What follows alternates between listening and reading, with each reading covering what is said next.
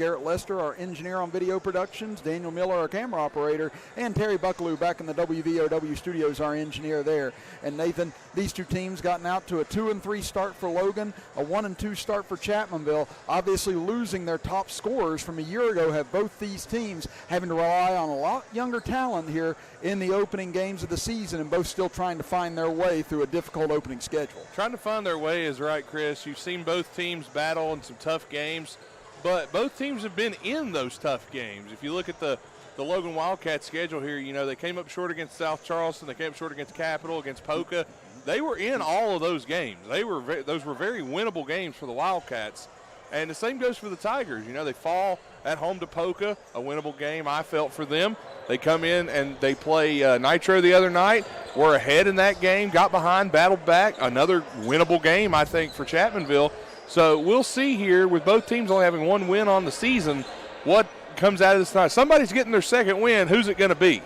Yeah, again, you look at those wins and the losses on both ends here this season. Chapmanville opened with that 70-58 loss to Poca. Then won a defensive struggle against Wyoming East, 39-38. That came down to the last possession. And then, as you mentioned, on Friday night, taking on Nitro. And that game was a close single-digit game into the fourth quarter before Nitro pulled away 57-45. And then on the other end for Logan, opened the year with an 85-66 win over Scott, lost to Capital 66-59, then wore out Sissonville 84-47 before falling to Poca here. I forgot the win at Sissonville. I apologize. Oh, that's okay. That's why I'm here. I'm good for at least something every now and then. But Poca ended up defeating Logan. We were here for that game 61-48, and then losing to South Charleston 51-44 in another tight contest. So it's been someone a little bit different on each night, having to step up for these ball clubs, but not having David Early to look to for Logan has caused them a little bit of distress on the offensive end, and for Chapmanville, obviously not having Obina Anachile Killen, Andrew Scholl, Philip Mullins, or Chase Berry to look to on that end of the floor has definitely changed the game planning for both sides. And something else that a lot of people don't talk about is the idea that Logan also lost Noah Cook, who was their lockdown defender. Yeah, absolutely. How many points does Isaac McNeely have for Poca if Noah Cook is guarding him? How many points do these other big scorers have if Noah Cook's on the court is really a question that you can ask. Logan's looking for that elite lockdown defender. They adjusted. They had Glick the other night guarding McNeely. They used Williamson. They had Slack. They really had a combination. All are good guards, but they're looking for that elite guard. So we'll see what Logan can come up with here in this ball game. They're going to have to be on the lookout for Chapmanville's Brody Dalton. Brody Dalton had a nice game the other night against Nitro. Really where the Tigers are lacking right now, Chris, is outside shooting. They are really missing Scholl and Mullins and guys who could knock down big threes like that. I thought Hunter Jeffrey in his first game back against Nitro played really well with that hurt leg. You could tell it bothered him a little bit, though, and I believe he was on a minutes restriction. You also saw Brody Dalton's hamstring bother him some. Hopefully that's more cleared up now for him. And the Tigers are going to need to put points up to beat this Logan Wildcat team because Logan is equipped with a lot of scorers, and we saw that late in that fourth quarter. They went small and were able to cut Poca's lead down quite a bit. And again, you talk about some injuries as well coming into this game. Again, Brody Dalton dealing with that hamstring injury on Chapmanville's side. Then you also see Hunter Jeffrey with that big knee brace with his minutes being limited as well. So it's going to be interesting to see what the Chapmanville lineup is. Again, we went down to get the starting lineups. We got Logan's, but Chapmanville still unsure about who their starting five will be this evening. So we'll likely find that out here in the next 10 minutes. Talk about a game-time decision. Yeah, for real. I was going to say, we're going right up against the wire on this one. Adam Schefter's reporting downstairs now. And I think they just wanted to see how Brody could do, again, because he had to come out most of the fourth quarter the other night against Nitro. He was standing off to the side trying to stretch himself out, but just wasn't able to re-enter the game. So, again, young, quick season underway, and already some injuries flaring up on both ends, but we'll see how things transpire here tonight from Willie Acres Arena as these two teams warm up right now. As we're about 10 minutes away from tip-off, we'll step aside for a 2-minute break and be back after this as you're listening to and watching Logan and Chapmanville basketball with us right here on WVOW, West Virginia's premier sports radio station, and live on Video Productions. Our world has changed a lot in a short time, but your health and safety remains our #1 priority. We have the supplies needed and processes in place to keep you safe. We've implemented visitor restrictions, and we are reducing physical contact as much as possible. Patients and employees are required to wear masks for your protection and theirs. and your care team is screened daily. So don't wait to get the care that you need. Logan Regional Medical Center, always here for you. Peyton, what are we doing here? Welcome to Peytonville. Nationwide helps protect everything you see in here, Brad. Every family, every business, even Mrs. Hoffman's dream of retiring to become a yoga instructor. Oh, they have backstories. Here, I got more to show you.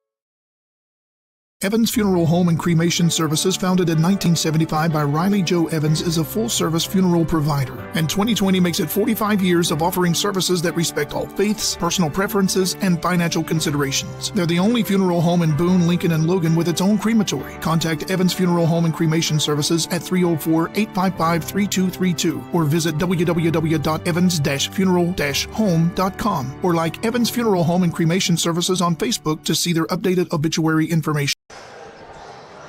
Back here at Willie Acres Arena, Chris Kidd and Nathan Bush here with you as we are closing in on tip-off between the 2-3 Logan Wildcats, 1-2 Chapmanville Tigers. Again, last year, you look back, Chapmanville 22-2 a year ago, finished the year ranked number 1, despite there not being a state tournament. Logan finishing at 18-6 on the year, and you look at the matchups between these two in years past, Nathan. Again, Logan was 13-0 against Chapmanville from 2006 to 2011. They didn't play for 6 years, but since Logan went back to AA, and now they're going to keep this going with Logan going to AAA, well, Chapmanville was 10-1 during that stretch against Logan. The only win, though, for Logan in that stretch was whenever they ended Chapmanville's 54-game in-state winning streak just a little over a year ago here at Willie Acres Arena. Yeah, it was a big game that night. Who could forget it? It was a great ball game from both sides. But, you know, this has become a rivalry, Chris, that really is one of the most watched, most viewed, and most interesting rivalries in the state. I mean, these two towns are separated by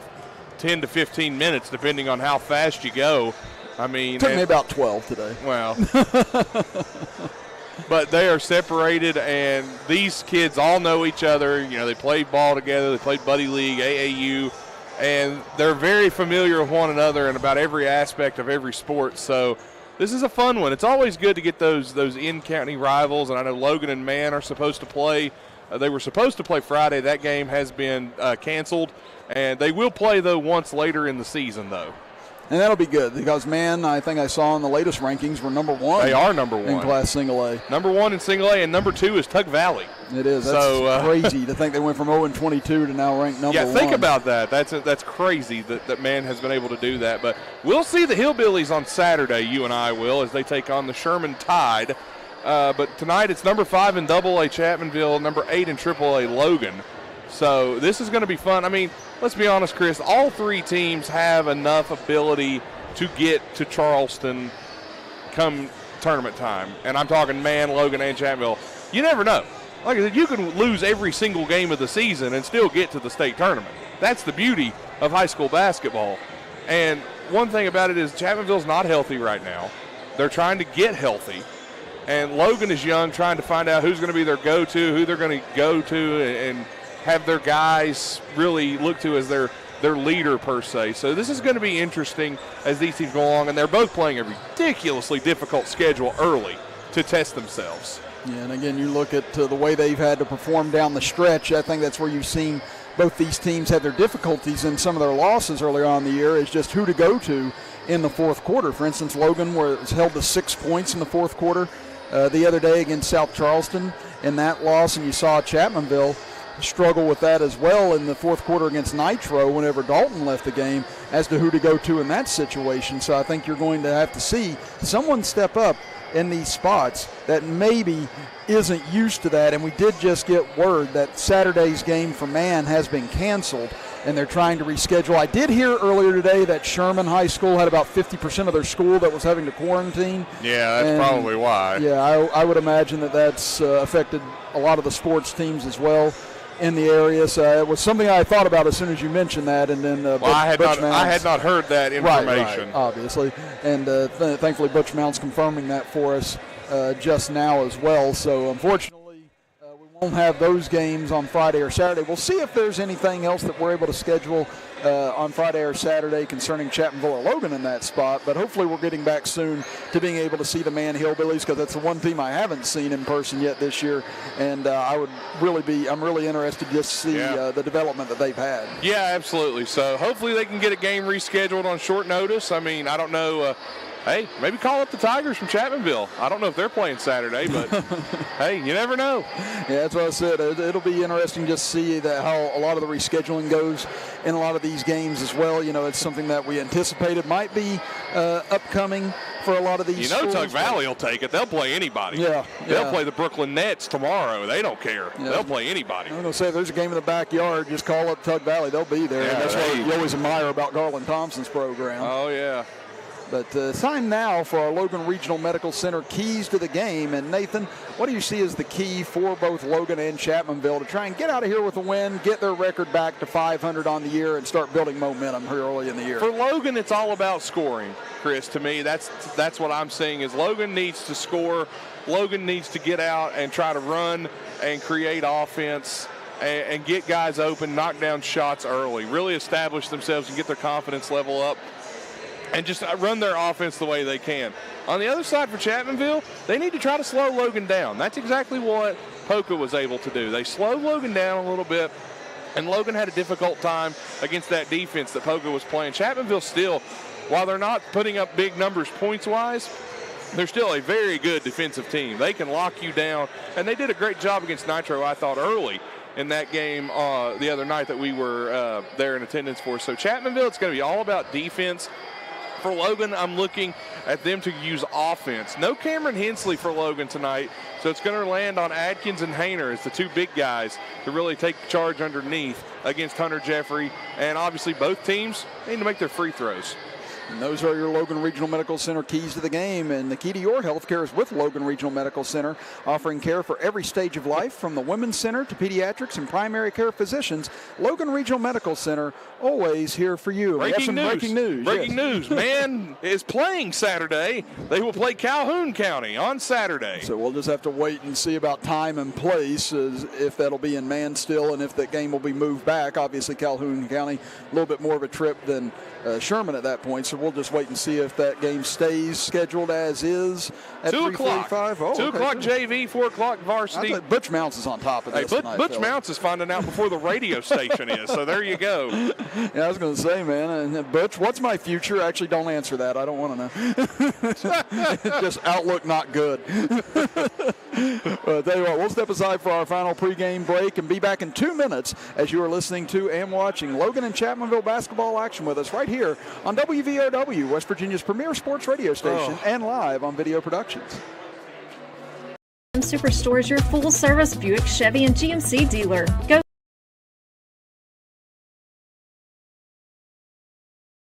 Thornhill and expect the best with total value, service, and pricing on your next ride. Home of the Thornhill 10120, you'll get total support with Thornhill GM Superstore. Kinzel Law Office is a local firm located at 36 Adams Street in Chapmanville. Rob Kinzel has been practicing law in Logan County for over 15 years and is dedicated to providing quality legal representation for personal injury, criminal defense, and family law for individuals and families throughout southern West Virginia. Call Kinzel Law Office today to set up your free consultation. Rob Kinzel, quality legal services close to home.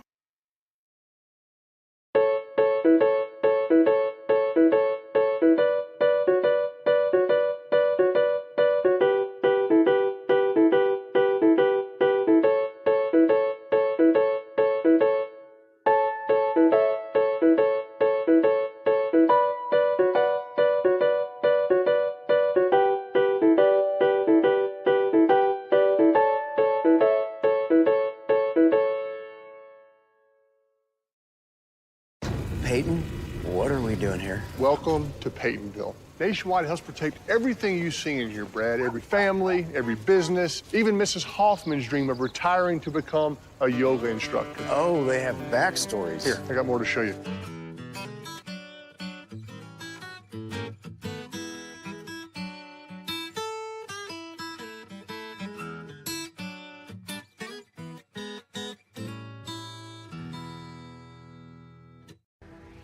You can breathe easier at Boone Memorial Hospital, now with pulmonologist Dr. Richard McNeely.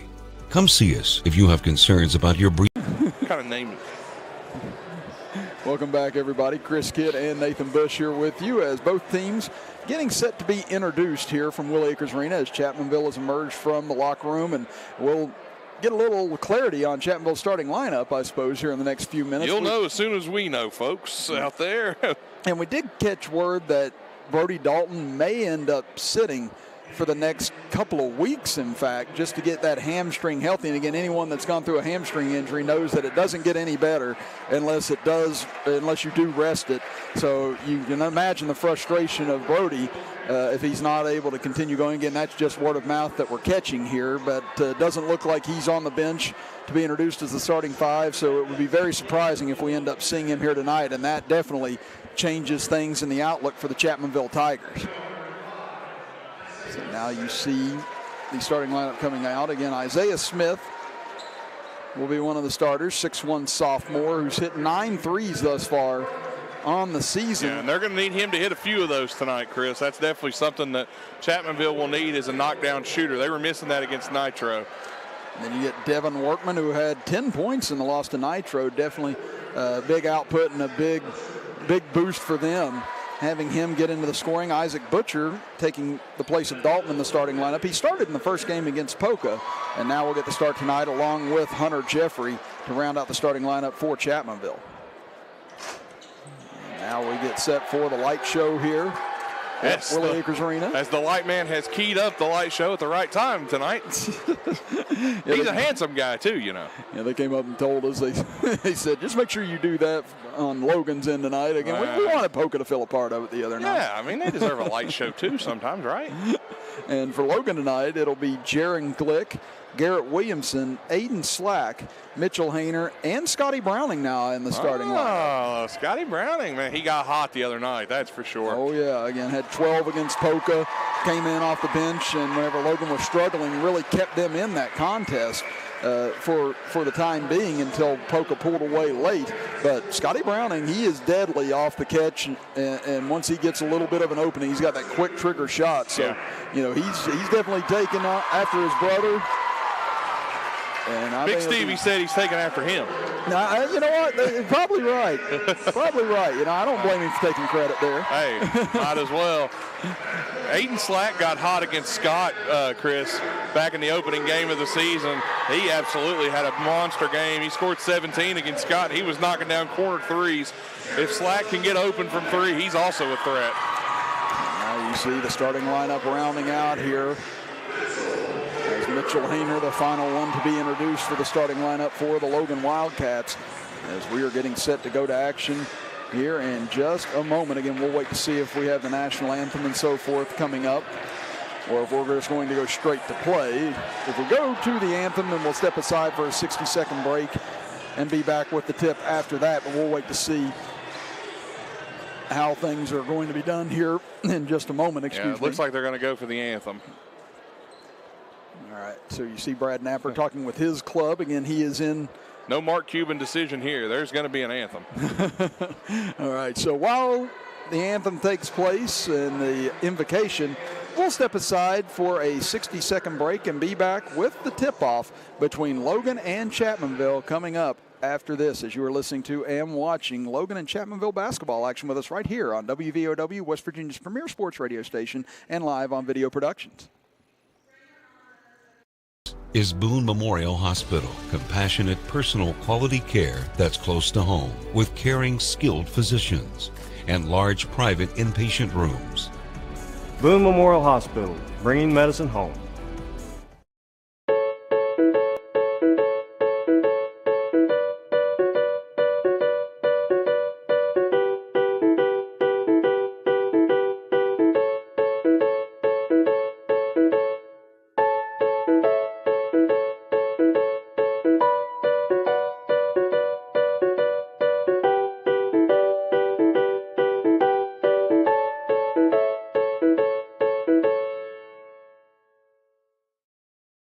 The road to total savings starts here, Thornhill GM Superstore. Find new roads to 119 in Chapmanville, your hometown full-service Buick, Chevy, GMC dealer. We are professional grade and community strong. Expect the best and save thousands with Thornhill. We're in the middle of the playing of the national anthem, so let's listen in.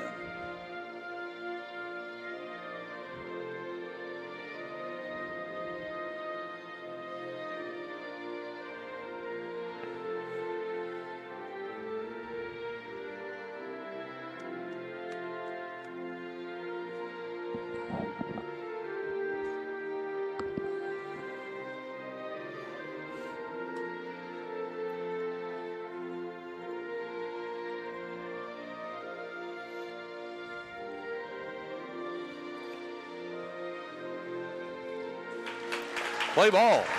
We are set to go to action. Logan in their all-white uniforms with gold and blue trim down the side with Wildcats written in gold across the chest. Chapmanville in their road all-gray uniforms with orange and black stripes down the side and Tigers written in white across the chest. Again, they will forego the opening tip-off, and Chapmanville will have the ball first, going right to left across your computer screen and radio dial. You know my feelings on this. They don't need to be stated again. So we're set to go here from Willie Acres Arena as Devin Workman brings the ball into the front court, hands it off to Craddock. He'll bring it over to his left, looking down low for Jeffrey. Instead kicks it back out front. Again, Chapmanville's been very patient on the offensive end. They absolutely have, Chris. That's been one thing they've really done a good job at, and Logan's sticking in this man-to-man defense. Craddock gets it over to Smith in the left corner. Jeffrey thought about a long jumper, but instead kicks it back out. About 30 seconds have evaporated here. Now Jeffrey will take the long jumper from the left corner. No good, off the side of the rim, and the rebound comes down to Hayner. It was a good shot from Jeffrey, though. He had an open look. They give it off to Browning on the left side. Logan going left to right across your computer screen and radio dial as Glick now at the top of the key as he retreats back towards midcourt. Looks for Williamson and hands it off to him as Craddock and Smith got confused on who had who there. And Craddock will end up picking up Williamson. He goes down low. Hayner got a nice screen, gets loose, and he'll lay it in as Logan takes a 2-0 lead. That's going to be a matchup underneath that's going to get interesting. It's Mitchell Hayner and Hunter Jeffrey down low on the block. Now over on the other end, they give it to Butcher on the baseline. His jumper over the rim, but rebounded by Jeffrey. He'll kick it back out front. Workman thought about heaving a three, instead dribbles into the lane, gives it off to Butcher, goes up strong on the right side, can't get it to fall, and rebound comes down to Slack. Slack being pressured in the backcourt and going to get a whistle and a foul on Hunter Jeffrey, and that'll be number one on him. Yeah, and I thought that was a tough shot there from Chapmanville. Jeffrey almost got the rebound, but Slack definitely was able to get there. Logan does have the size advantage in most of their matchups here. Outside of Scotty Browning, most of Logan is going to be a little bit bigger than Chapmanville. Glick with it on the left wing, gets a screen at the top of the key. Jeffrey comes out to contest. Glick, though, will step back, takes a three, and he'll hit it straight on as Logan opens up with the first 5 points. And that was a quick score from Glick, and he had a nice little step back and knocked it down. 5-0 now. Wildcats early going, and a pass almost stolen by Glick. Does save it in bounds. It's up in the air, up for grabs, and it's batted down and taken by Craddock of Chapmanville. Over right side for Smith. Penetrates into the lane, kicks it out left side for Workman. Down to 6 minutes to go here in the first quarter. 5-0, Logan leads it. That hustle from Glick was nice to make that save. And that's what you call a table setter right there on the defensive end if you're the Logan Wildcats trying to get yourself energized here this evening for this big contest as Smith off to Jeffrey again, now to Craddock, top of the key. Looking to get a screen around Slack. Now takes it baseline, goes up strong, can't finish. Butcher there to clean up and gets the friendly roll as it falls through for the Tigers. Logan did everything right, but Butcher got free from his man because Logan had 2 on Craddock. Williamson back the other way, steps inside the three-point arc, long 2 off the side of the rim and rebounded by Craddock. Not the shot you want if you're Logan. Need to take a little more time. Now Workman, he'll look for the tie on the other end, short on a three-point attempt from the left side and rebounded by Hayner. So a couple of quick jacks that time by both teams down the floor, neither successful. Hayner probes the lane, gets in right side, goes up against Jeffrey, can't get it to fall, but there's Williamson on the offensive glass, and he'll put it back in as he hits the deck on the left side. Garrett Williamson's so scrappy underneath. Just a guy that's a point guard at his size, and he's able to battle. 7-2, Logan leads it, 4:58 to go in the first quarter. Workman almost travels, now gets free, finds Butcher wide open on the left block, and he'll lay it in. Yeah, and Butcher got free there. Logan was trying to trap, and a good find there on offense for Chapmanville to get an easy bucket. Glick takes the baseline on the other end, layup, count it, and the foul for Jaron Glick as he went up strong on the left side. As Colton Craddock was giving him the baseline, but the help didn't arrive until it was too late, and Glick with a chance for an N1. Yeah, and Glick there was referee blew a whistle. What was going on there? I've got a sub in. There's Zion Blevins coming in for Hunter Jeffrey. And Zion Blevins, the 6'6" freshman for the Chapmanville Tigers. He had a nice game the other night against Nitro, I thought, Chris. He played really, really well. I agree. Again, he's shown a lot of flashes here in the first few games of what he can become as he continues to develop, and I think he's going to be a really good one. Yeah, in a few years, he's probably going to be the leader of this team. As Glick hits the free throw. He's got 6 points here in the first quarter, 10-4. Quickly up ahead, Workman finds Butcher underneath. He goes up, and he's fouled on the play, and that'll send him to the line to shoot two as they whistle Hayner on the hack. Yeah, and Hayner did a good job recovering there on defense, but unfortunately, Chris, he got but two hands up and then went down with them. He didn't keep them straight up. If he'd kept them straight up, I don't think there would have been a whistle. Butcher's first free throw short, no good. And that's an area that I touched on in pregame, foul shots. Both teams have struggled a little bit this year in the free throw shooting category. Butcher has all four of Chapmanville's points, make it all five as he hits the second free throw to cut Logan's lead in half. And they're going to need a big performance out of him right now with Dalton out. So 10-5, Logan leads it, 4:25 to go in the first quarter. As Williamson, top of the key, Slack left all alone for three and short on the attempt. Rebound tipped out long, and Hayner controls for Logan. Over to Glick. He's been hot in the first quarter. Can't get this one to fall from the left side. Blevins tears away the rebound, and a reach-in foul will go against Glick. And I'm going to tell you, definitely that Logan is going to really hate themselves on that one. They had two wide open looks and just couldn't get the ball to go in. And again, you couldn't ask for any better right there. Yeah, and it's not often this Chapmanville defense allows looks like that, and Coach Napier is furious about it. They inbound in the backcourt. Logan now showing full court pressure, and they get the turnover as Blevins tried to throw it back to Craddock and off his hand and out of bounds. Yeah, now he had a guy down court that was wide open, just took off running, but he tried to get it back to Craddock. Now Logan will inbound underneath their own basket. Williamson finds Browning, curls off a screen. Mid-range jumper, no good as it rolls off. Blevins secures the rebound for Chapmanville as he looks for help. Now he'll dribble it up himself. Picked up by Williamson, almost lost the ball. Now throws it away into the stands, and that'll go over to Logan. And right there, Chapmanville, they have got to come back and help the freshman on that. That's twice now that he hasn't been given a whole lot of help. Yeah, I think he hesitated on the pass there, and he who hesitates, you know what they say, and that one sailed out of bounds. And again, smart by Logan and Zach Green pressuring the ball whenever Blevins gets it there. Yeah, they're doing a good job with the pressure, and Chapmanville's not really able to handle it right now. Now they go to Williamson in the right corner. Kicks it out. Slack wide open again for three from the left wing, and he cans this one. That's where they want Slack. They want him in the corner in the wing. That straight on three is not his shot. He is a corner shooter. 13-5 now. Logan leads it as Workman pressured in the backcourt. Dangerous pass up ahead, but Butcher tears it down.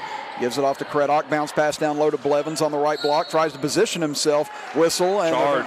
Going to get an offensive foul on Zion Blevins. Looked like Blevins tried to back into Hayner, who was bodying him up, and that's a charge.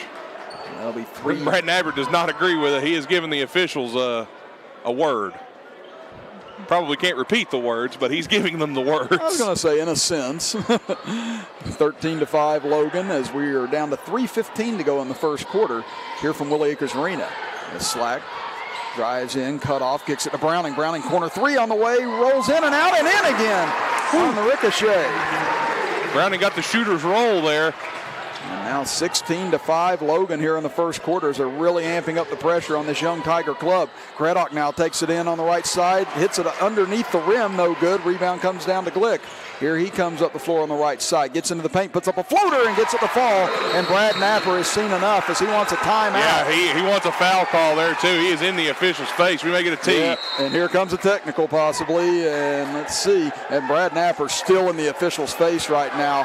Not happy as this is a 30-second timeout. And to be honest, at this point, Brad Napper might be having an early evening. Yeah, he's really letting the official have it. And you know what? I give the official. I don't know if he ever actually teed him up, did he? Well, right, yeah, there it is. You see Scotty Browning at the free throw line. Yeah, he did get one, not two. Yeah, so again, the official not wanting to tee it. Well, actually, maybe they didn't. I don't think they did. I never saw the technical signal there. I tell you what, 2 state championships, 3 state tournament finals appearances get you a lot more respect. I'll tell you what, I don't know. That official must have had a good breakfast or something, because I don't know how.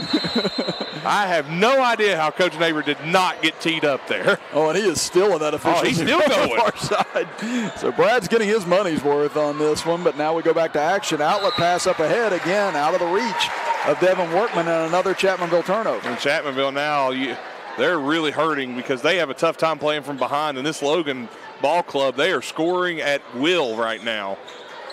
Now Logan leading it by 13, looking for more as we're at 2:35 to go here in the first quarter. Brad Napper wanting a push off now. He's still chirping. So now they give it to Hayner. Hayner drives in right side, hacked on the way in by Craddock, and that'll send Hayner to the free throw line. And I can't say I disagree with Coach Napper on the foul on the other end. It definitely looked like he has a case. It was a tough call to make, but the officials are kind of letting them play. So I mean, I'm not gonna say yay or nay on that one. We've seen this crew before. They're a good crew. Oh yeah. So, but Coach Xavier was letting it be heard that he did not agree with what the officials were calling there. So now Hayner hits the first free throw as Butcher and Craddock check out, as Isaiah Fleming checks in, one of the few seniors on this Chapmanville club. A second free throw gets a friendly roll for Hayner, and he's got 4 points in the first. And Chapmanville's going to have to find some shooting, some scoring here somewhere. This press that Logan is doing is really giving them a hard time. They beat it this time, though. Yeah, Hunter Jeffrey with a good outlet pass to Workman, but Workman harassed by Williamson, and Workman loses it out of bounds. The momentum right now is all Logan. Williamson gets his hand in there on the defense and knocks the ball free. And again, you can't help but feel the absence of Brody Dalton in this situation. Oh, absolutely. And again, has that experience playing as a freshman with a lot of those key seniors, and not having him out there in the press breaker as a threat down low is really hurting Chapmanville right now. Scotty Browning drives in hard on the right side, can't finish as he went up, but came up short. Blevins up ahead for Fleming, gets beyond the pressure, now into the front court, lost it off his foot, tries to save it, but another Chapmanville turnover. Yeah, Chapmanville now, they're not even getting looks at the basket, Chris. Logan's pressure is just giving them problems. Right now, 1:50 to go in the first quarter. And as you said, Chapmanville has turned the ball over, I believe, on the last 4 trips that they've had. Yeah. So they get it to Hayner on the right wing, into the corner for Slack. Slack guarded by Blevins, gets it back out to Glick. Glick guarded by Workman, now to Hayner in the right corner. Would not surprise me if we see Chapmanville switch to a zone soon. Hayner goes up with the layup, can't finish, gets his own rebound, can't get it back up, and rebounded by Fleming for Chapmanville. Now the Tigers looking up ahead. Outlet pass for Blevins, gets behind the defense, fumbled the pass, almost a double dribble there. Gets it over to Jeffrey. So a layup attempt goes by the board for Chapmanville. It's been that type of 7 minutes for them, as Slack almost with a steal out front, but goes out of bounds off of him. Yeah, and now we're going to get Landon Atkins and Corey Townsend checking in. As Slack and Browning will go to the bench. And Townsend's a sharpshooter as well. He's a senior. He can knock him down. Atkins is a big body underneath. They're going to put him on Jeffrey and try to give Hayner a little bit of rest here to end the quarter. 20-5, Logan leads it as we close in on the final minute. Fleming backdoor pass to Smith, gets away from him and stolen by Williamson. Another Tiger turnover. Logan nearly turns it over underneath, but Williamson saves it. Now here's Slack into the front court, races in right side, kicks it out. Glick open for 3, and he buries it. And he has had one heck of a first quarter. That's 11 points for him. And Slack made a good play there, Chris. He saw Hunter Jeffrey stop for the charge. Hunter Jeffrey did have position. Slack smart to kick it out. Fleming gets it ahead to Smith. 35 seconds left in the first quarter. Over to Jeffrey. Baseline jumper. Bounces off the front rim, back rim, and won't fall. Rebounded by Glick, and Logan will likely hold for 1. Yeah, and Chapmanville there, I thought they had a cutting Blevins to the basket, I thought, but they decided not to go that route. 18 seconds remaining now in the first quarter. It's been all Logan here in the first 8 minutes. Glick cross court for Townsend. Back up top for Williamson, down to 10 seconds. Now Glick gets going, steps into the paint, kicks it in the corner. Slack gets a good look for 3, too strong. Rebounded by Jeffrey with 3 seconds. Gets it to Workman with 2. He'll heave from 3-quarter court and short. And that will end the first 8 minutes of play as Logan leads it 23-5 over the Chapmanville Tigers. We'll be back after this 1-minute break as you're listening to and watching Logan and Chapmanville basketball with us right here on WVOW, West Virginia's premier sports radio station, and live on video production. What are we doing here? Welcome to Peytonville. Nationwide helps protect everything you see in here, Brad. Every family, every business, even Mrs. Hoffman's dream of retiring to become a yoga instructor. Oh, they have backstories. Here, I got more to show you.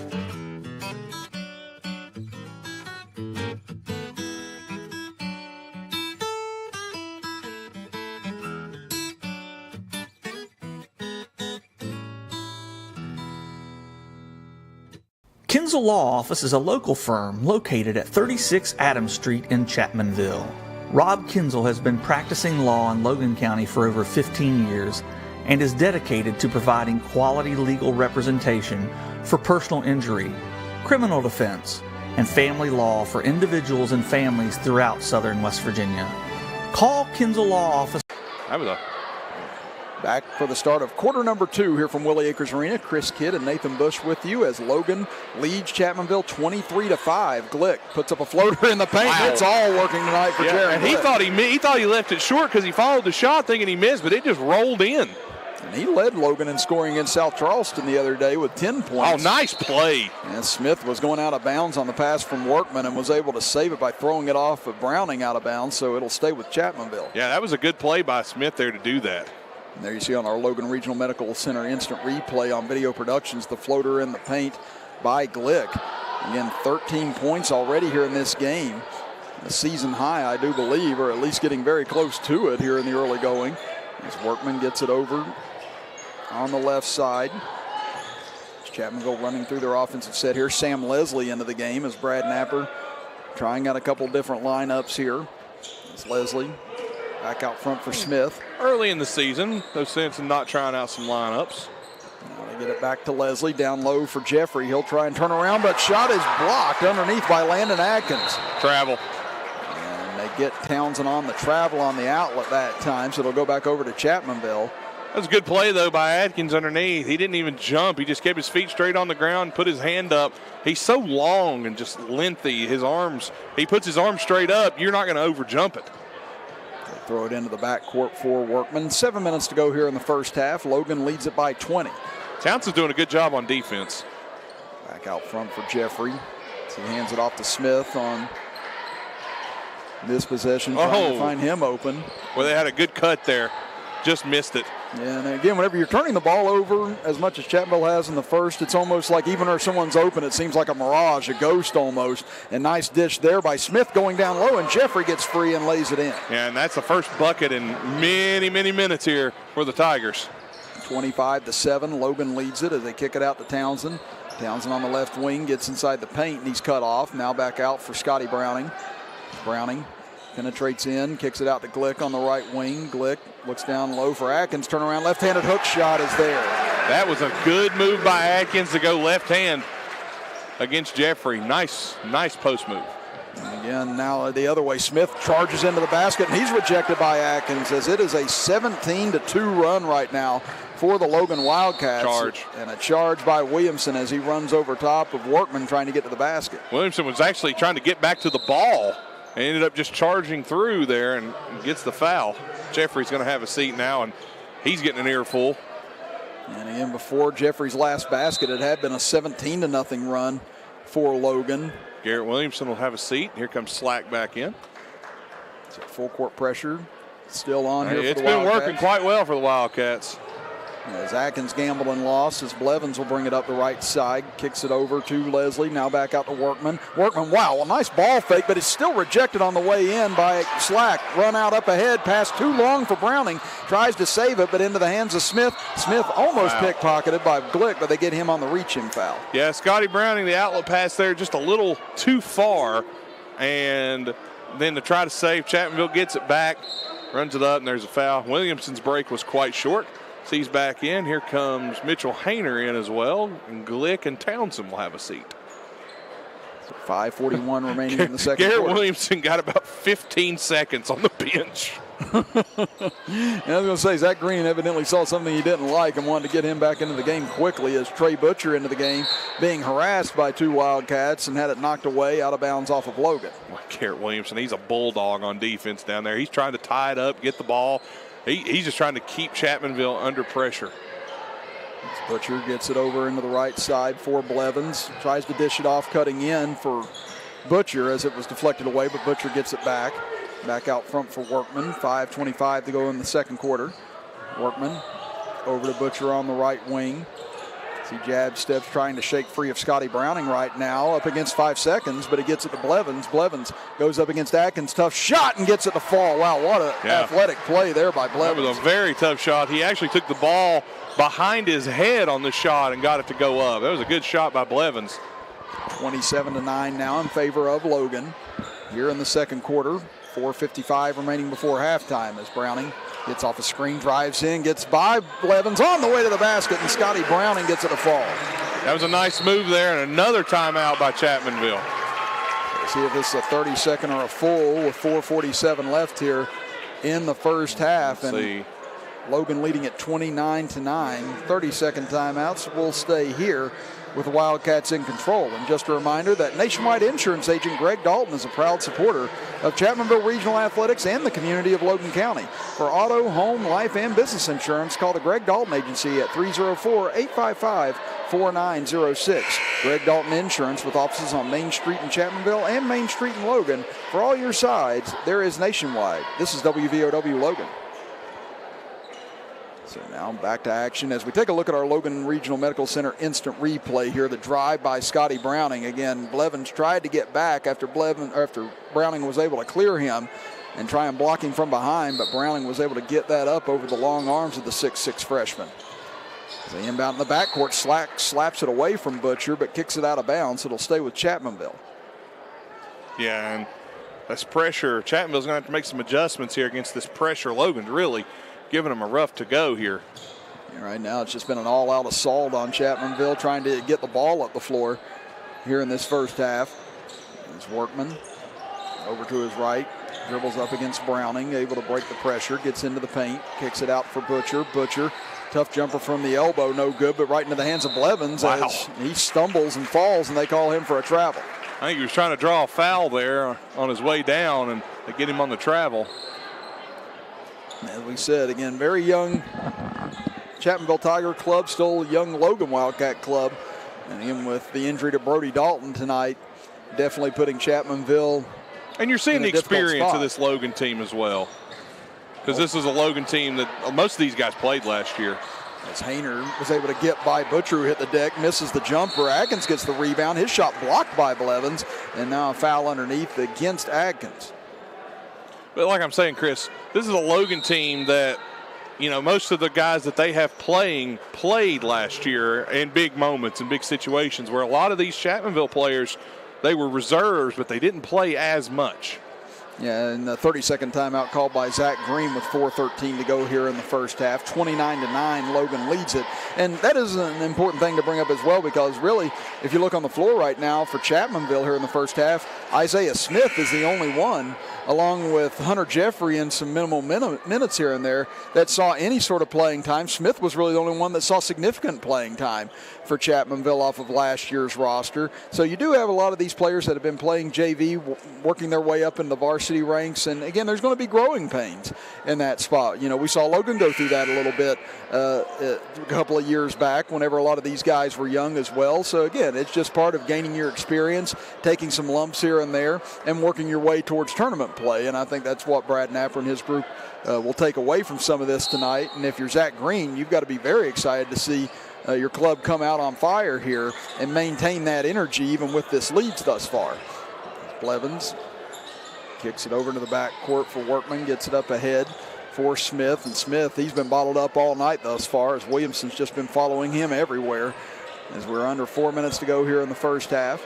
Butcher on the right wing, gets to the free throw line, pump fakes, puts up a tough jumper, short with it. Rebound knocked loose, fought for underneath. Blevins hits the deck and grabs it. We get a whistle and see if this will be a tie-up or a foul. I saw one signal jump ball and one signal timeout. Okay, so we're going to take a full timeout. So full timeout with 3:45 left here in the first half. Logan leads Chapmanville 29-9 as you're listening to and watching Logan and Chapmanville basketball right here on WVOW, West Virginia's premier sports radio station, and live on Video Productions.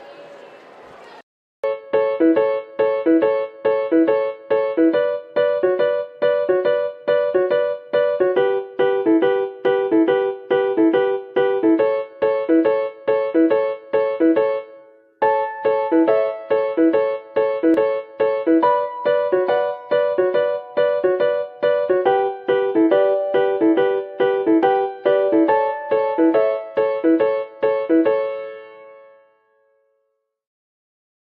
you need to see a doctor fast? At Logan Regional Medical Center Primary Care Walk-In Clinic, we know your time is valuable. Our new facility is designed to provide patients with the opportunity to walk in and quickly be seen by the doctor without having to make an appointment. We are open Monday through Thursday from 9 a.m. to 7 p.m. at 384 30 seconds. Welcome back, everybody. Chris Kidd and Nathan Bush with you as we're out of the timeout. Chapmanville with the ball, trailing by 20 with 3:40 to go here in the second quarter. As Butcher on the right wing gets it to Workman over on the left side, guarded by Slack. Takes it towards the corner and is cut off.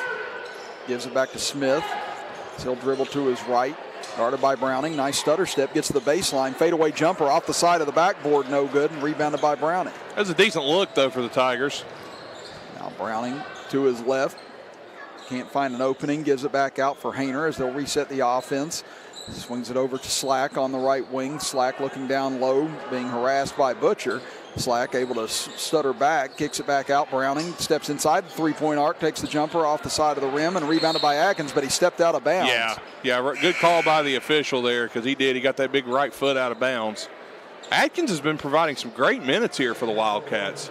He's going to come out now, but I think he's played very, very well here in this game so far. And again, he gives you anywhere between 8 and 12 minutes in a game of high energy down low like that. I said that's going to pay dividends for Logan as the year goes along. Absolutely. And especially, no Cameron Hensley tonight, so Atkins is stepping up.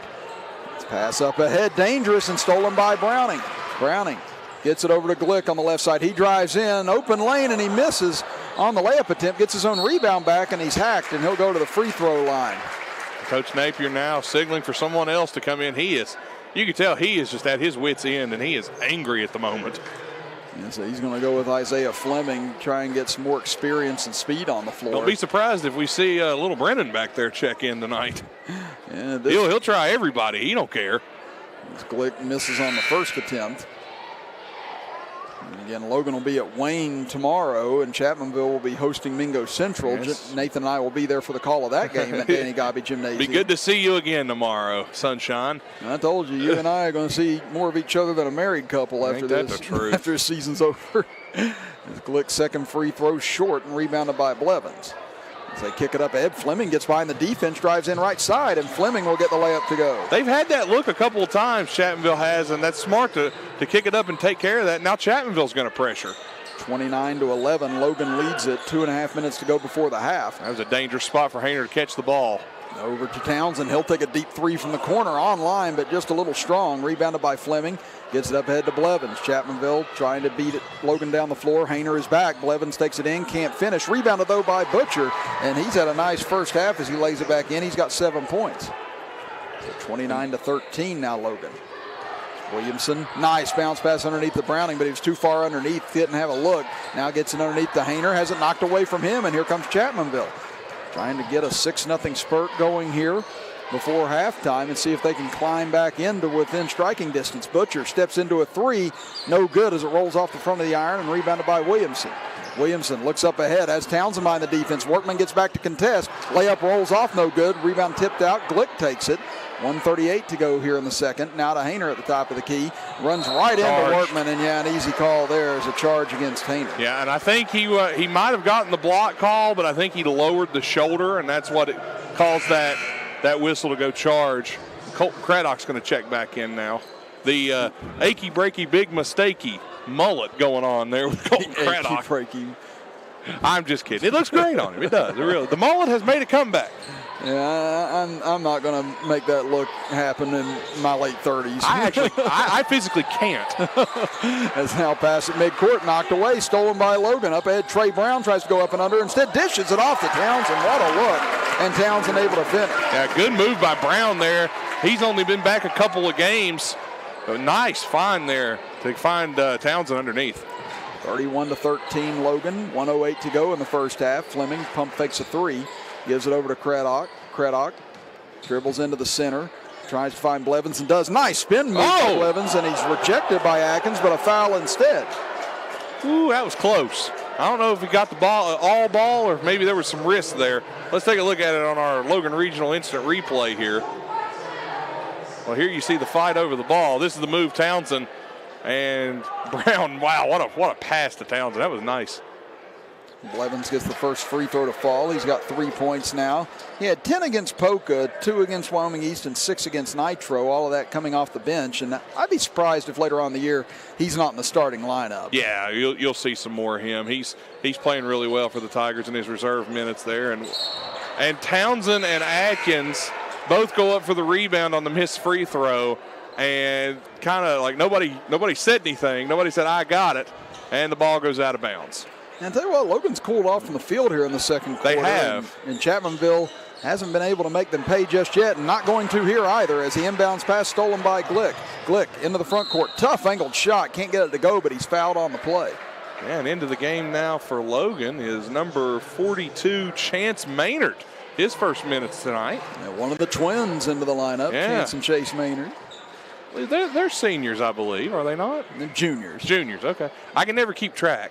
Yeah, again, I had both of them in class. They were in 5th grade at Logan Middle along with Glick and Brown. They're good kids. They really are. They really, really are. I said it's depressing knowing that they're getting this old now. That just means you're getting old, Chris. Oh, yeah, that's the depressing part.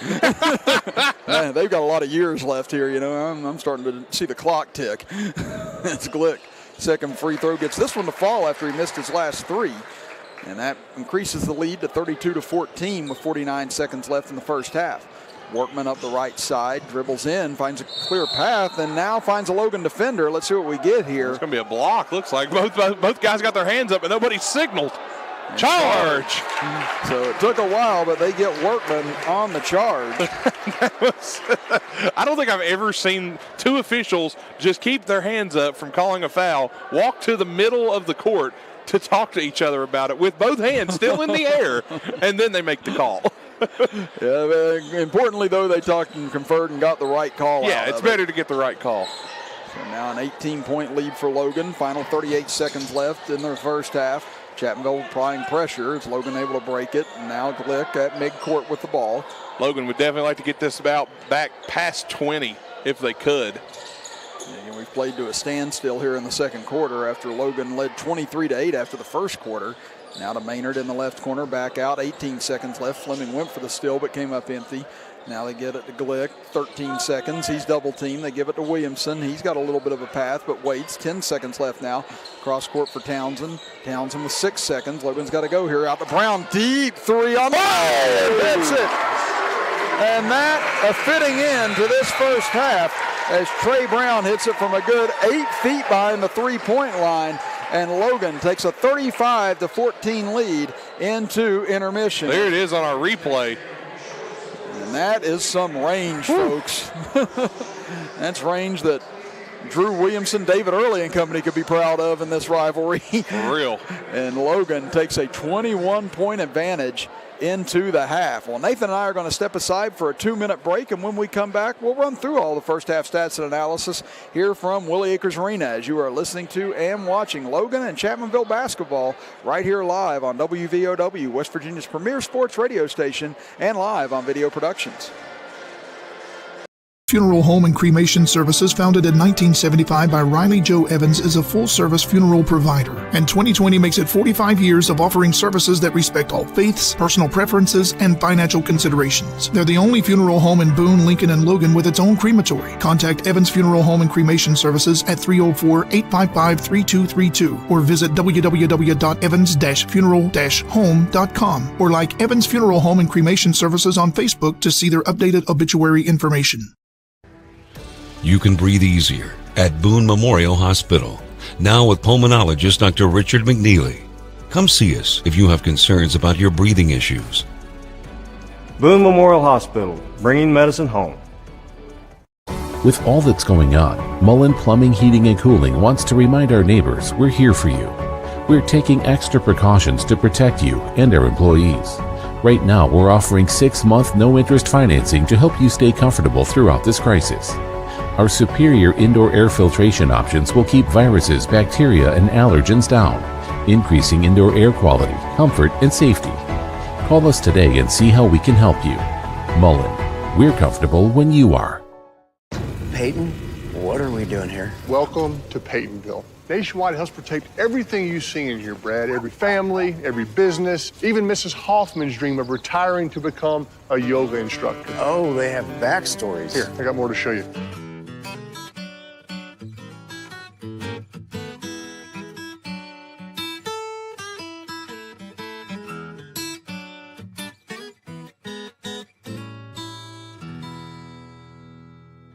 This is Boone Memorial Hospital, compassionate personal quality care that's close to home, with caring skilled physicians and large private inpatient rooms. Boone Memorial Hospital, bringing medicine home.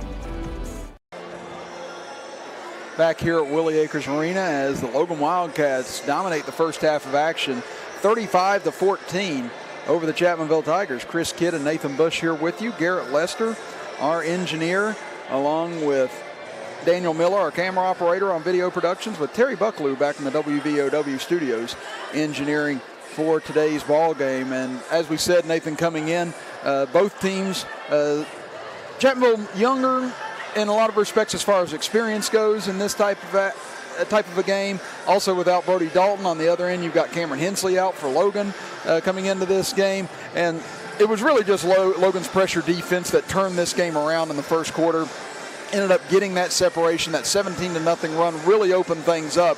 And Chapmanville was able to stabilize in the second quarter, but haven't really been able to put any type of pressure on Logan in trying to get back into this game as of yet. Yeah, they're really missing Brody Dalton. You can tell he's their lead scorer and really the guy that ignites the offense. And I said earlier, Chapmanville was going to have to try and use their defense to try to slow Logan down. They really struggled with that in the first quarter. The second quarter, they did a better job of slowing Logan down, but Logan just so far ahead right now. So we'll have to wait and see what they're going to be able to do in the second half, what adjustments are going to be made. I mean, it's a 21-point game. It's definitely not out of reach by any stretch. Anything can happen. But Chapmanville's going to have to find some offense, and they're going to have to find it in a hurry. And right now, Chapmanville looking to try and just make sure that they're able to get into their offensive set, as Logan has totally decimated that thus far here in the first half, with this pressure defense chasing Chapmanville all over the floor. And be interesting to see what some of those defensive statistics are possibly after the game. But as we said, Chapmanville, a team that lost so much experience, having bringing up a lot of their JV guys, not a whole lot of experience except for Brody Dalton and Isaiah Smith and Hunter Jeffrey as well from last year's club on the varsity level that saw any type of playing time. You expect them to go through a couple of bumps and bruises along the way and to have some of these moments against some more experienced teams. And Logan just able to exploit that here in the first half. Yeah, they are. And again, Chris, it comes back to, Logan playing a lot of their underclassmen last year when they had to, because they had to. They really, it was Early and Cook, and then it was a bunch of freshmen really, and they got a lot of experience last year, and they all played well and learned the system. Whereas, Coach Napier had a senior-laden team last year. They were on a run looking for another state title, and COVID cut that short for them. Unfortunately, Logan did beat them once last year. They were looking to try to make a run in the state tournament as well, and I think a lot of this has to do with, Logan remembers, these kids remember last year what it felt like to beat this Chapmanville team. But then you got to remember they played two more times. Yeah. And Chapmanville beat them 2 times there. And they remember that. They didn't like it. This is a group of kids that's not used to losing. And they lost twice to Chapmanville last year. And they're looking to come out here for a little bit of revenge. And what's funny is if you add up all of the scoring from all 3 games last year, they were in a dead heat tie. Yeah. Unbelievable. And everybody was hoping there'd be a 4th game in Charleston, and I think there would have been. I do too. I really do. I mean, it was just a lot of what if looking back at last season. That'll always kind of torture traditional fans as to what may have happened. But as we said, you can't always look back. We just have to look forward. And right now, Logan looking to get off that 2-game schneid and back into the 500 column as they move forward in AAA this year. As you look at the first half scoring, leading all scorers is Jaron Glick for Logan with 14 points. Then you have Scotty Browning with 5 points, Mitchell Hayner with 4 points. Trey Brown with 3 points, Aiden Slack with 3 points, then Garrett Williamson, Corey Townsend, and Landon Atkins, all with 2 points for the Wildcats. On the other end for Chapmanville, leading them in scoring is Isaac Butcher with 7 points, Zion Blevins with 3 points, Isaiah Fleming and Hunter Jeffrey rounding out the scoring with 2 points apiece for the Chapmanville Tigers. So Nathan and I are going to step aside for a 2-minute break, and when we come back, it'll be time for the start of quarter number 3 as Logan leads Chapmanville 35-14. You're listening to and watching Logan Wildcat and Chapmanville Tiger basketball action with us right here on WVOW, West Virginia's premier sports radio station, and live on Video Productions. Superstore is your full-service Buick, Chevy, and GMC dealer. Go Thornhill and expect the best with total value, service, and pricing on your next ride. Home of the Thornhill 10120. You'll get total support with Thornhill GM Superstore. Kinzel Law Office is a local firm located at 36 Adams Street in Chapmanville. Rob Kinzel has been practicing law in Logan County for over 15 years and is dedicated to providing quality legal representation for personal injury, criminal defense, and family law for individuals and families throughout southern West Virginia. Call Kinzel Law Office today to set up your free consultation. Rob Kinzel, quality legal services close to home.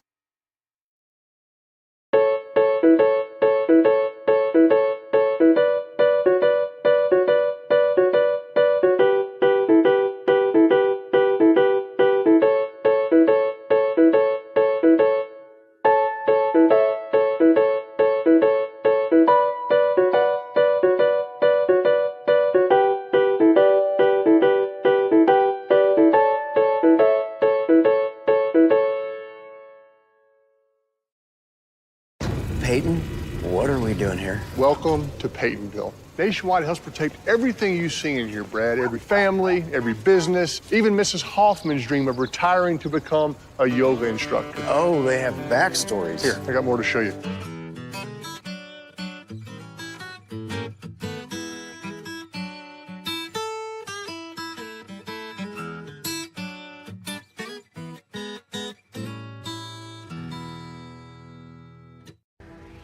You can breathe easier at Boone Memorial Hospital, now with pulmonologist Dr. Richard McNeely.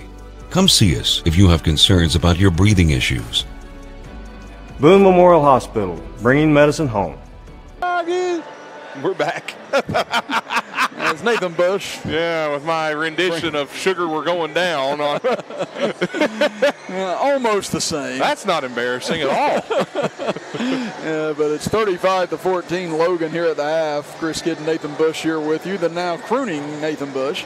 Well, so it's like being, I didn't expect that commercial to end so quick. It's like being caught in traffic at a light, and you look over, someone's just staring you down. You just pretend like you're wiping something off the windshield. Oh, I don't. I stare back intensely. I was going to say, just stare them right in the eye and just start blaring it. I do. Then I'll just crank it even louder. Start singing I Got 5 on it. Oh, man. So, yeah, it's definitely one of the situations I've found myself in too often, but that's why I just listen to podcasts now whenever I drive. I said it's a lot easier on everyone. Yeah, podcasting's the way of the world nowadays. It says the man with a podcast. Well, that, and you can also listen on WVOWradio.com. You can listen to The Hatcher Show under podcasts and streaming. In case you missed our Saturday morning show, jump on. Mark Hatcher, Justin Turner. They are on there and talking high school basketball. We also got a bracket pool for this year for the Hatcher Show. Ooh, really? Yes. It's on the Hatcher Show Twitter and Facebook page. Free to join. Password is Hatcher. Join up. I've joined that as well just to throw away my picks. Why not? Hey, no charge. As Chapmanville will inbound to start quarter number 3, trailing by 21, going left to right across your computer screen and radio dial. Logan right to left, and here they come. Right to left is Slack, picks off the pass. Looks up ahead, finds Glick on the right side. Glick being hounded by Smith, gets it back up top for Williamson.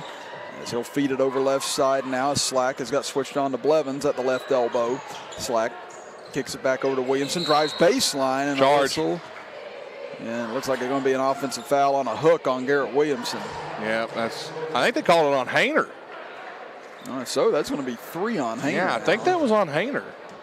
Maybe, I'm not sure. And again, Glick and Hayner and Atkins all had 2 going into halftime. And now Blevins will bring it into the front court to Jeffrey. His pass tipped, but still finds Craddock into the left corner. Smith tried to get off a three and rejected by Scotty Browning, and he has not found any openings tonight to try and launch that famous corner shot. No, Logan has really been on top of him, making sure he doesn't get hot from three. That's the last thing they want. Let's see now here, Chapmanville goes to the inbound. Now they get it to Smith. Smith, left side, gets it to Craddock. Craddock now to Jeffrey. Muscles his way in, goes up with a right-handed hook shot. Nice move there by Hunter Jeffrey. Yeah, good move from Jeffrey to get inside, get position, and go up with that hook shot. Now 35-16, Logan leads it. 1 minute gone here in the third quarter as Chapmanville applies pressure. Able to break it. Hayner gets underneath. His shot rejected, but a foul instead on Blevins as he went up, and that'll be 2 shots for Hayner. Yeah, and Blevins there, he actually played it right, played really good defense. He just went up and slapped the arm as well as the ball. If he'd have got all ball, it would have been perfect, but unfortunately the wrist is not a part of the ball. You say just block the shot cleanly, you make shots, you're going to win ball games, as they say. Yeah.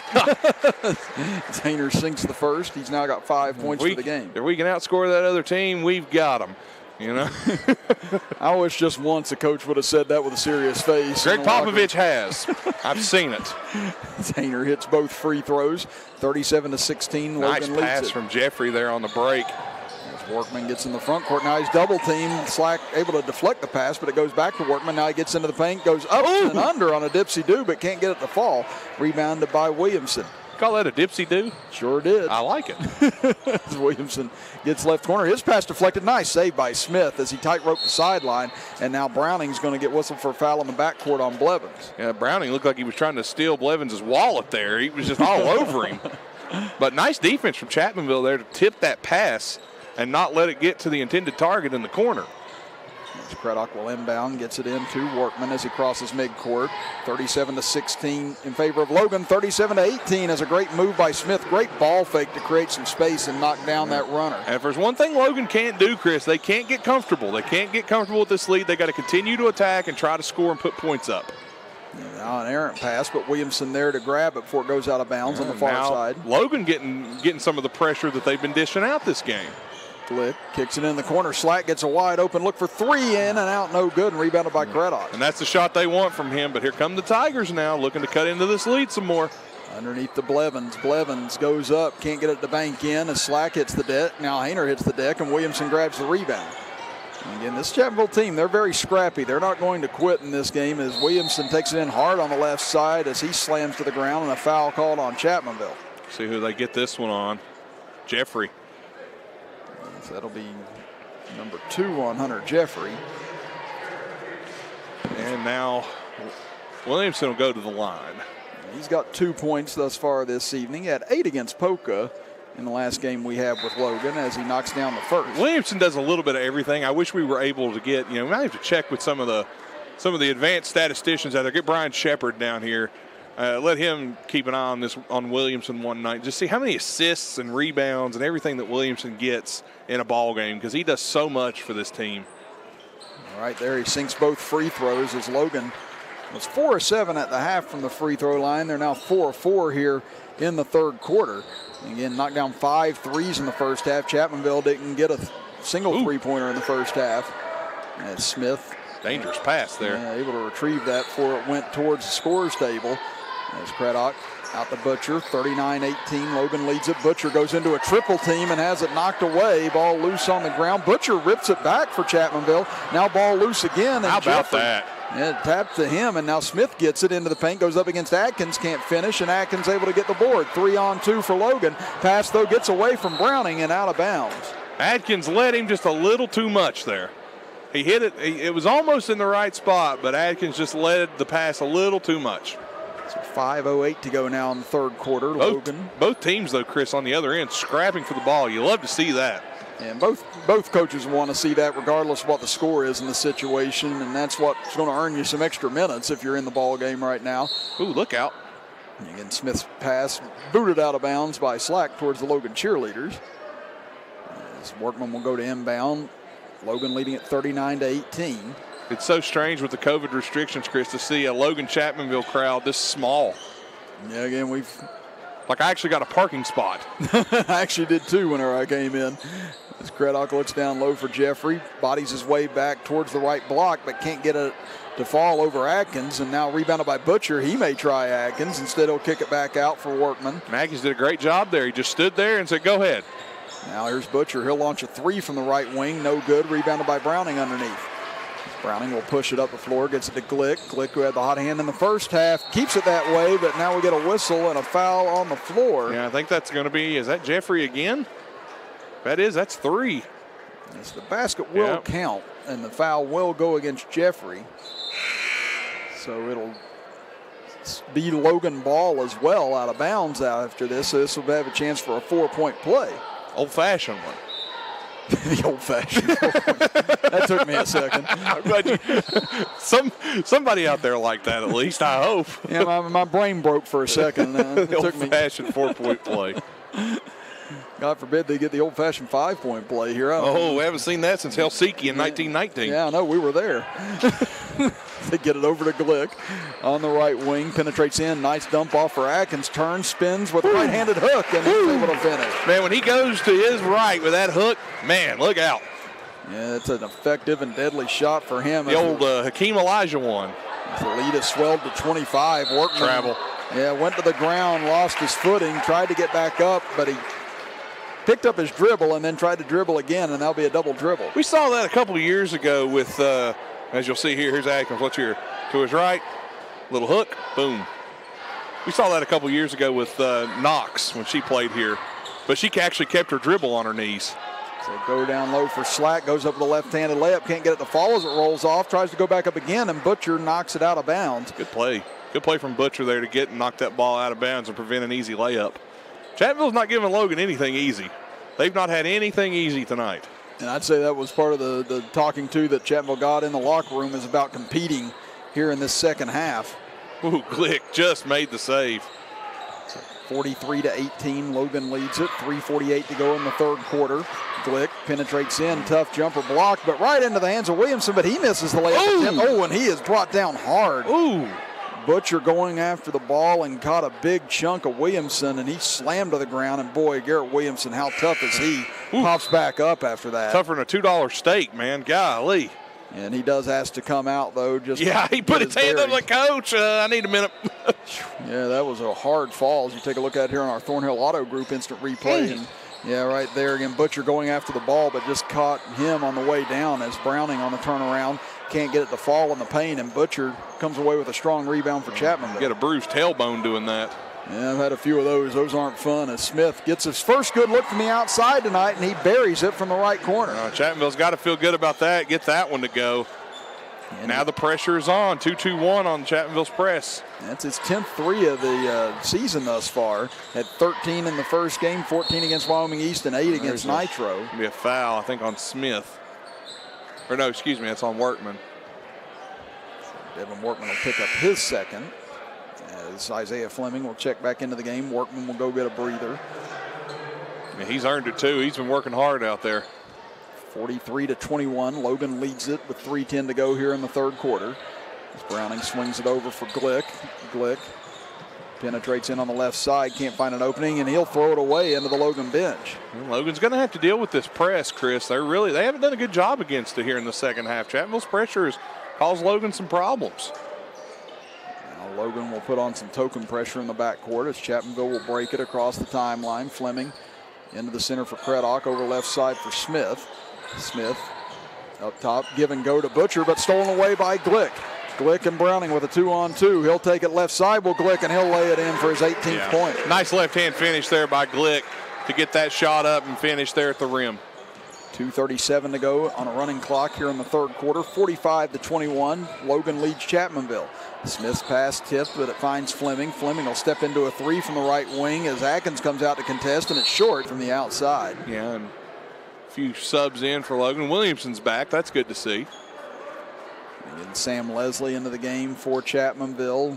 Blevins back as well.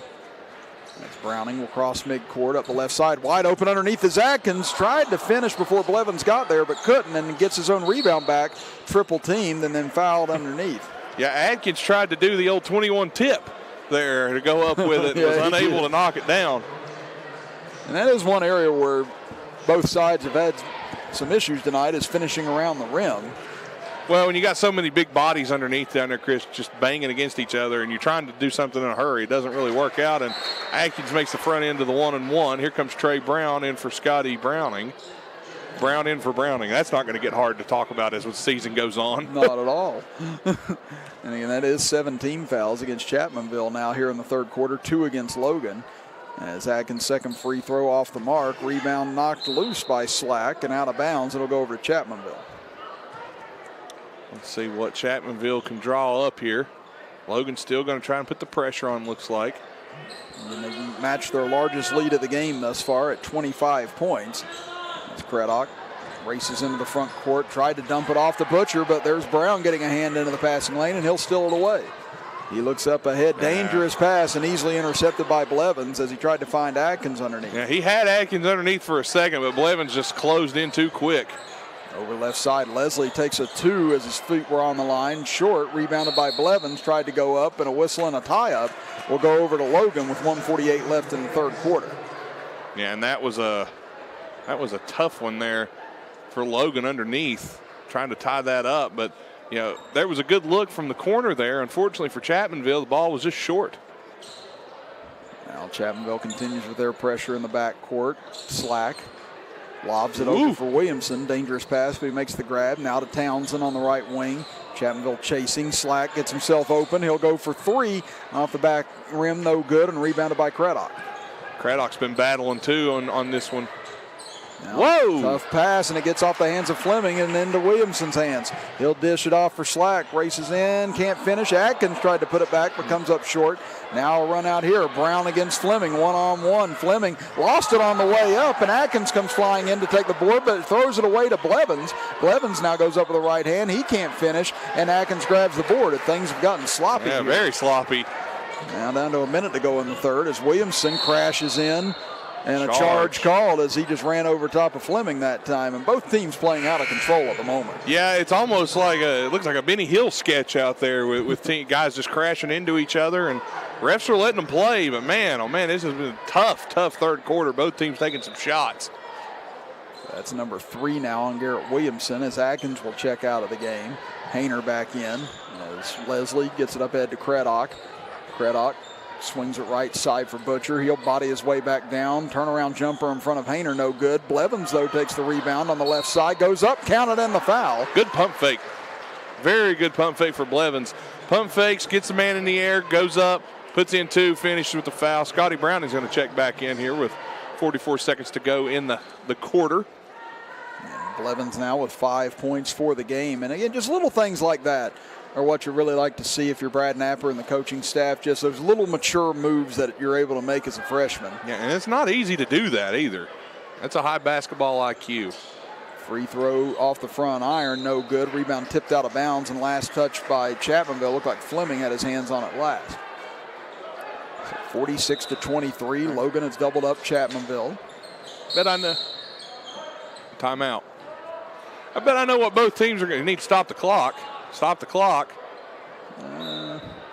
They finally catch it there after about 5 seconds rolled off. So we'll see if they put that time. Yeah, they're going to. I think it was probably about 42 seconds.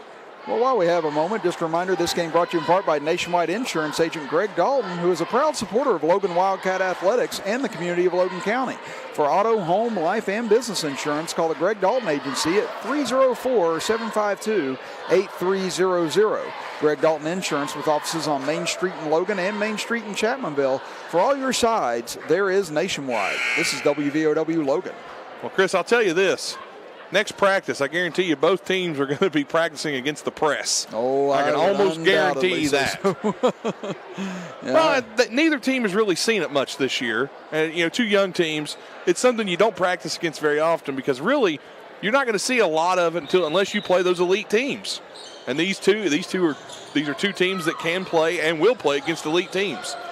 Now Browning trapped in the right corner. He's out of bounds. Yeah, he stepped out. His back foot went out of bounds. And that'll give it back over to Chapmanville with 38.4 seconds left. And Zach Green not happy on the other end. No, and it almost seemed like nobody was going to Browning there either. Now they get it into Fleming on the left side. Kicks it up top for Leslie.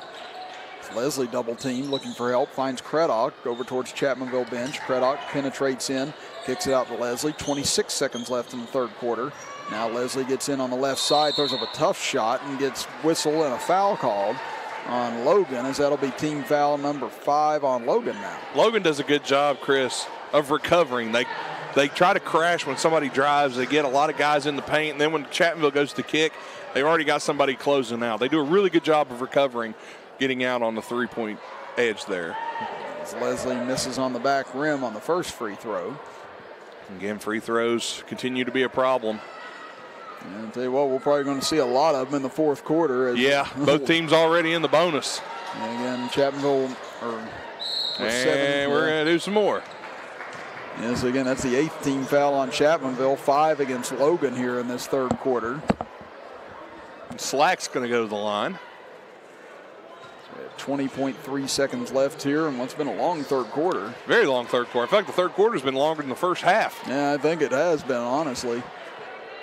Slack tonight with 3 points on the evening and gets his 4th to rattle home. Good shot from Slack. Logan's made the majority of their free throw. I think they've only missed 1. Yeah, again, they missed 3 in the first half, only 1 thus far here in the second half, as they're 6 of 7 from the charity stripe. Make it 7 of 8 as Slack hits both. So now 48-24, Logan leads it as they get it into Blevins in the backcourt. Blevins looking for help now, finds Leslie with 14 seconds. Leslie spins into the middle. Travel. And yeah. Or do we get a foul? Oh, I thought they were going to call a travel. No, they called a foul. And back to the free throw line. Well, no, that'll be the last foul to give for Logan, so that'll be team foul number 6. Oh, we're not at the free throw line. Excuse me.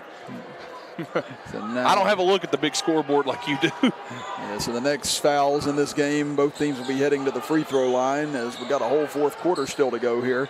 With 4 seconds left, they get it to Leslie down low, spins in, tries to get up a tough shot, blocked by Browning. Leslie gets it back and lays it up and in as the third quarter comes to an end. And Logan leads it 48-26 as we head to the final frame. You're listening to and watching Logan and Chapmanville basketball with us right here live on WVOW, West Virginia's premier sports radio station, and live on Video Productions. We're Climate Campbell. We pride ourselves on providing classic service. You get a firm that's concerned about you, your family, as well as the legal process. We combine the newest technology and digital tools with our 35 years of experience to help you get more than the insurance company wants to offer. Traditional service, contemporary techniques. It'll never go out of style. Call 346-5990. Steve, is that your car? No, it's a rental.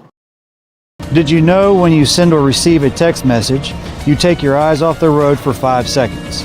At 55 miles per hour, that's like driving more than the length of a football field blindfolded. As a result, thousands of people die every year in crashes related to distracted driving. That's why we're cracking down on people who text or use their smartphones while driving. We would rather you cross the goal line alive. Law enforcement officers write tickets to save lives. Don't text and drive.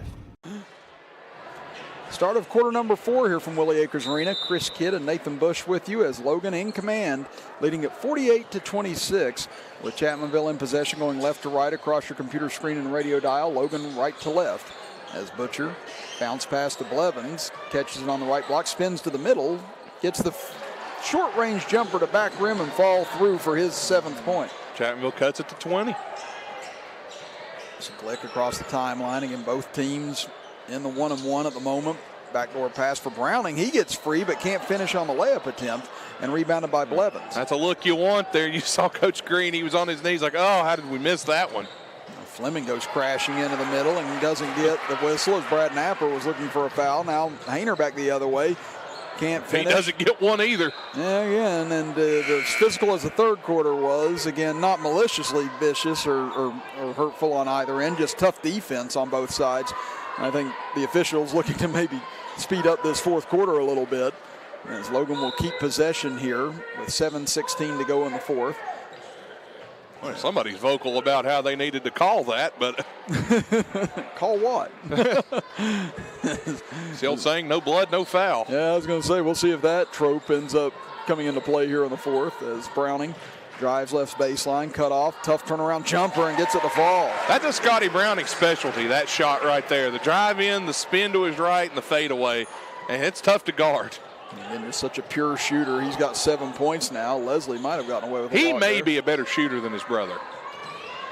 I was going to say he's got a very nice stroke. I don't know if I don't know if he's got the inside game that Stevie had, but he might be a better shooter. And there's a travel by Blevins. Yeah, he tried to spin back into the middle, and they whistled him for a travel. If Stevie's watching, I bet I get a text message in a minute saying, "What'd you say?" Yeah, I was going to say it'd be nice to see them in a 3-point contest against each other. I bet there'd be some nice battles in the backyard now if they both got together. Look out! And Hayner takes out. And Coach Green does not like what he sees. And he took out Mark Butcher's cell phone over there on the bench as well. He's got a good plan. He's fine. That'll be a full timeout, so we'll take it as well with 6:27 to go in the ball game. It's Logan leading Chapmanville 50-28. Back in 60 seconds as you're listening to and watching Tiger and Wildcat basketball action right here on WVOW, West Virginia's premier sports radio station, and live on Video Productions. You can breathe easier at Boone Memorial Hospital. Now with pulmonologist Dr. Richard McNeely. Come see us if you have concerns about your breathing issues. Boone Memorial Hospital, bringing medicine home. Evans Funeral Home and Cremation Services, founded in 1975 by Riley Joe Evans, is a full-service funeral provider, and 2020 makes it 45 years of offering services that respect all faiths, personal preferences, and financial considerations. They're the only funeral home in Boone, Lincoln, and Logan with its own crematory. Contact Evans Funeral Home and Cremation Services at 304-855-3232 or visit www.evans-funeral-home.com or like Evans Funeral Home and Cremation Services on Facebook to see their updated obituary information. The road to total savings starts here, Thornhill GM Superstore. Find new roads to 119 in Chapmanville, your hometown full-service Buick, Chevy, GMC dealer. We are professional grade and community strong. Expect the best and save thousands with Thornhill. Back to action here at Willie Acres Arena. Chris Kidd and Nathan Bush with you as Chapmanville with the ball out of the timeout, trailing Logan 50-28 as Logan on their way to a 3-3 record on the season. Chapmanville on their way to dropping to 1-3 on the young year as Craddock gets it. Free throw line, steps into the paint, and Brad Napper wanting to shoot that. Yeah, Brad Napper's been saying, why didn't he shoot that? Now they go to Blevins on the right block, got it knocked away out of bounds, and right there he gets Craddock's attention, tells him to shoot it. And Craddock's, he's had a tough couple of games offensively. He's done very well on the offensive glass and on the defensive end, but I think he might be just a little gun shy as he's not seen the ball go through the hoop. Well, he's got to learn his new role. Last year he had a completely different role where his job wasn't to shoot last year. This year he needs to shoot. Smith comes off a screen, and he knocks down a deep jumper, and that'll be a three. They knocked that as a three. I thought I saw his foot on the line. I apologize, Chris. I was telling you wrong. So he's got 8 points now for the contest, 50-31 as Townsend goes down, is almost stripped from behind. We get a tie-up, and possession arrow stays with Logan with 5:38 remaining. Slack enters the game for Townsend. He'll go to the bench. Logan's done a nice job tonight. They've used a lot of their senior players, played a lot of their guys here. They've kind of rested Glick a lot this half. Like we said, Cameron Hensley did not play tonight. Not sure why, but he did not play tonight. It's Browning with it. Skips it into the right corner for Williamson. And get a whistle and foul in the corner on Leslie. So that'll put Logan at the free throw line to shoot their final 1-1. Yeah, and here comes Williamson. And ever since the first quarter, again, when Logan put on that blitz to get up 23-8, it's been a 1-point game in the second and third and thus far fourth quarter. Yeah. If you're kind of keeping track at home, as free throw misses on the 1-1, rebound tipped out long, and Glick able to get it back. Gives it over to Browning, now to Williamson, spins in, turnaround jumper off the back iron, no good, and rebounded by Smith. Well, Logan kind of did that with Polka. They jumped out to a big lead, and there's a shot. Smith straight on. He had a foot on the line that time. Yeah, he did that time. But he's in the double figures now with 10 points. But Logan kind of did that. They jumped out early, got off to a hot start, and wasn't able to maintain it against Polka. And that ended up, Polka went on a run themselves. So Scotty Browning makes a layup. That was a great job by Glick penetrating that time, getting into the paint. And a nice cut from Browning. Yeah, getting him right at the rim there to finish is Scotty Browning now. with 9 points for the ball game. As pass up ahead, almost stolen away, but Williamson comes up empty as Blevins gets it to Craddock. This time he will put up the jumper, and there it is for Colton Craddock. And that's what he needs to do. He needs more shots. Pass up ahead for Browning. Whoa, not a nice sidestep to get by Smith and lays it in. I have no clue how they did not collide, but Browning just stepped to the right. Now, but back to Craddock again. He can fill it up in a hurry. I mean, he's got a scoring mentality. He does, and he just did a back somersault there on the ground and was right on his feet like nothing happened. And, I mean, that's what Chapmanville's going to need is more than just Dalton and Smith scoring in this offense. And, you know, Colton Craddock, he could definitely be that strong third scorer on this roster for Chapmanville. Yeah, he just left, and Devin Workman didn't high-five him. Craddock just walked to the bench like, all right then. But, yeah, I mean, Craddock, that was a nice jump shot. He really needs to pull that trigger more often. He really has that ability, and Chapmanville's going to need him to do that. And Isaiah Smith able to knock down the free throw. Great Kentucky waterfall as well. And everybody ran back down the court. Yeah, I know. I was wondering. I was like, did I miss something? Was that an M1? Well, the official stood. Everybody else left. Yeah. Yes, I've been looking up different ways to call a mullet just for basketball seasons. As Smith misses on the second, ball goes out of bounds. It'll go to Logan as Chapmanville trailing Logan 54-36 with 4:16 remaining in the fourth. And Slack will take it into the front court. Now reset up top with Glick. As Glick's had 18 points here tonight. He's had a well of a game. Now stripped away. Slack had it stolen by Leslie. Leslie 1-on-3. Tried to get it back out. Boy, what quick hands by Williamson there to deflect that out of bounds. Yeah, if he doesn't knock that out of bounds, there is a wide open Isaiah Smith ready to shoot that one. So good move there by Williamson. Yeah, he's just got such good instincts on the defensive end as Garrett Williamson. He really does.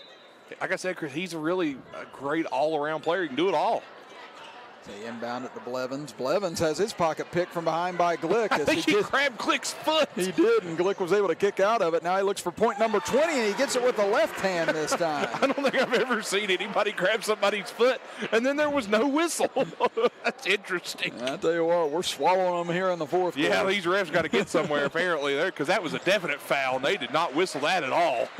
Smith gives it over to Leslie. He gets to the left elbow. Now to Smith as he dribbles into the left corner. 56-36, Logan leads it. 3:40 to play here from Willie Acres Arena. Leslie back at the top of the key. Now to Smith. We haven't seen a lot of Hunter Jeffrey this half.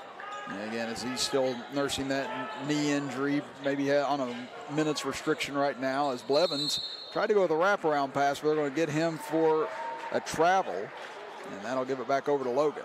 Well, we'll see how much he plays tomorrow night. Chapmanville's in action. Of course, you and I will be in the building. And now checking in will be Landon Tomlin for Chapmanville. And, yeah, that'll be an important game. Again, them against Mingo, that's a sectional game. Yeah. And Mingo has had some of their struggles early on in the season as well. So we'll see how they match up against each other and what will be the first of a couple meetings as Williamson buries a three from the right wing. He's now got 7 points for the game. Just smooth stroke from him as well. He's got a good shot, Chris, definitely. 59-36 Logan. 3 minutes exactly to play as Workman dribbles into the middle, pump fakes, goes up and under, and he's fouled from behind. It looked like Atkins was trying his best to avoid the contact there, but they whistled for it anyway. Yeah, there was definitely going to be a call there. We're under 3 minutes to play. And then, of course, don't forget, we'll be back Saturday as Mann is going to take on Calhoun County at the Mann Memorial Fieldhouse. Tip-off is at 4, and we'll be there. Our coverage at 3:45. Free throw up and good for Workman as he gets onto the board with his first point of the contest. 59-37 now in favor of Logan. Up ahead for Slack. Slack drives down the right side, whistle, and a charge called on Aiden Slack.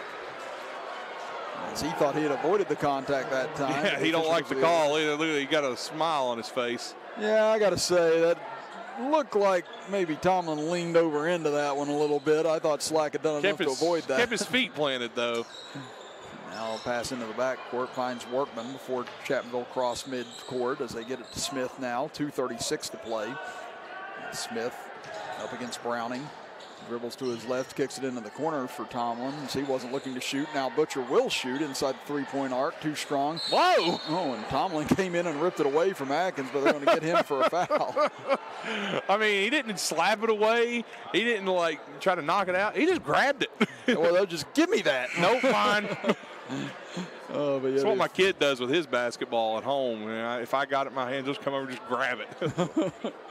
That'll send Atkins to the other end to shoot a pair. But as Nathan said, we'll be back on the air tomorrow night from Chapmanville Regional High School as they take on Mingo Central. Again, no game as of yet on Friday. We'll just wait and see how things shake out there. That's what you think. And that's what I said. We'll just wait and see how things go as Atkins hits the first free throw. And that's how the season will probably be. I'm kind of hoping that there's not, for us at least, just so I can. I kind of want to watch the West Virginia tournament game. Yeah, that's what I said. We'll be competing with that. And thankfully, they play around 9:50 or so, I think, that night. I thought it was 8:45. Second free throw short. Rebounded by Chapmanville. Again, maybe they changed some times. Or maybe it is 9:50. I don't know. As Leslie gets it over left side, and he's just tore down on the way to the basket. As another foul there. We slowly but surely creep towards the finish line of this game. As both teams in the double bonus now. Surprised we haven't seen more of the subs check in here for both sides. Yeah, I don't think either one wants to be the first one to kind of relent here with their pressure. Okay, yeah, West Virginia does play at 9:50. 8:45 is when WVOW will begin our radio coverage of the West Virginia Mountaineers and Morehead State Golden Eagles. As Leslie misses on the first attempt, he'll get a second on the way, and this one rattles in and out, no good. It's rebounded by Logan, 2:15 to play. As Williamson over towards his left, lobs it cross court, dangerous pass, but Logan able to chase it down. Now to Browning, gets as open of a look as he's going to get, can't get it to fall. Rebounded though by Glick, spins back baseline, and boy, Jaron Glick has just been so impressive. Yeah, he's been filling it up tonight for Logan. Like I said, any given night, somebody else can take over scoring, and tonight it's Glick. He's got 22 on the evening. Nice cut that time by Isaiah Fleming, and a good find by Trey Butcher on the layup. There's Slack down, way down, and a foul in the bucket. Aiden Slack with the and one. He's got 7 going to the line with 1:42 to play with a score now 64-39. And here comes Mitchell Hayner back in. Atkins gave Logan some great minutes tonight. Chris, I really, you need to tip your hat to him. I think he played very well for Logan in this ball game. He should be commended. Slack's free throw, can't get it to fall. Rebounded underneath by Chapmanville as Tomlin takes it away. Now to Butcher with 1:37 to go.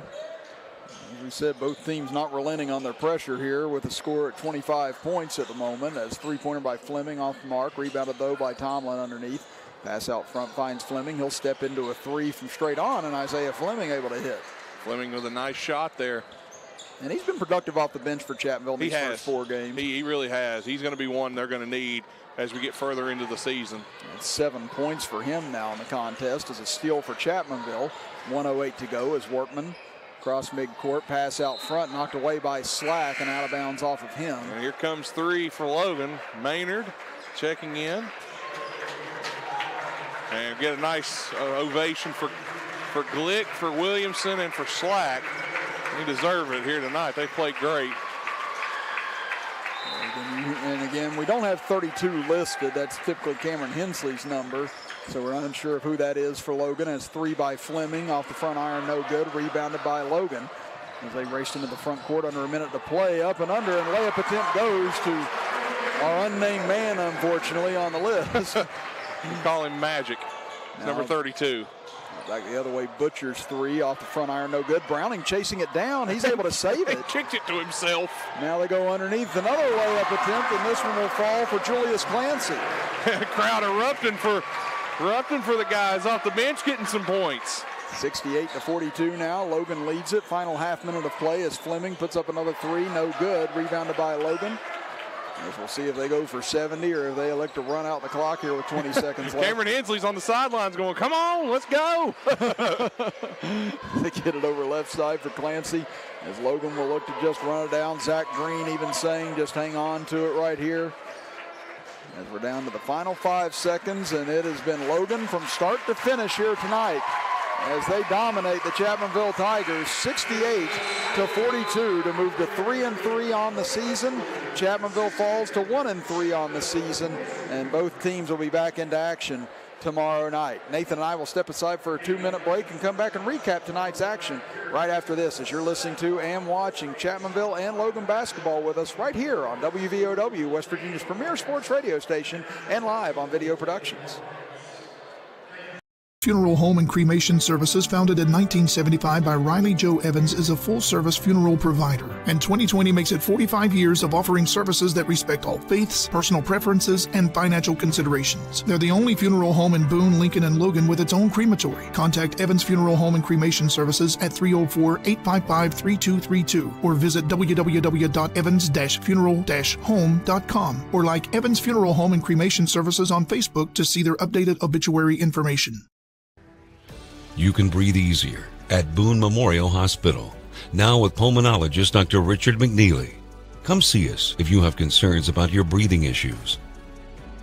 Boone Memorial Hospital, bringing medicine home. With all that's going on, Mullen Plumbing, Heating, and Cooling wants to remind our neighbors we're here for you. We're taking extra precautions to protect you and our employees. Right now, we're offering 6-month no-interest financing to help you stay comfortable throughout this crisis. Our superior indoor air filtration options will keep viruses, bacteria, and allergens down, increasing indoor air quality, comfort, and safety. Call us today and see how we can help you. Mullen, we're comfortable when you are. Peyton, what are we doing here? Welcome to Peytonville. Nationwide helps protect everything you see in here, Brad. Every family, every business, even Mrs. Hoffman's dream of retiring to become a yoga instructor. Oh, they have backstories. Here, I got more to show you.